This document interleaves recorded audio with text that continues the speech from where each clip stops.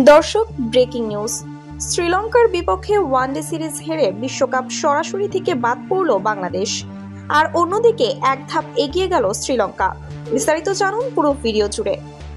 Series নির্ধারণী তৃতীয় ওয়ানডেতে বাংলাদেশের বিপক্ষে আগে ব্যাট করতে নেমে 285 রানের লড়াকু পুঁজি দাঁড় করায় শ্রীলঙ্কা। দলের হয়ে দারুণ এক সেঞ্চুরি হাঁকিয়েছেন কুশল মেন্ডিস। 300 পুঁজির সম্ভাবনা থাকলেও শেষ দিকে টাইগার বোলারদের প্রত্যাবর্তনে 300 রানের আগেই থেমেছে শ্রীলঙ্কা।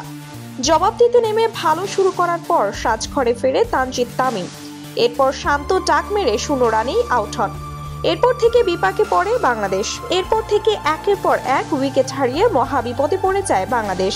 শেষ দিকে জাকের আলীর লড়াকু ইনিংসে লজ্জায় গু হারে বাংলাদেশ। শ্রীলঙ্কার মাটিতে বাংলাদেশের ওয়ানডে সিরিজ জেতাটা এবারেও হলো না।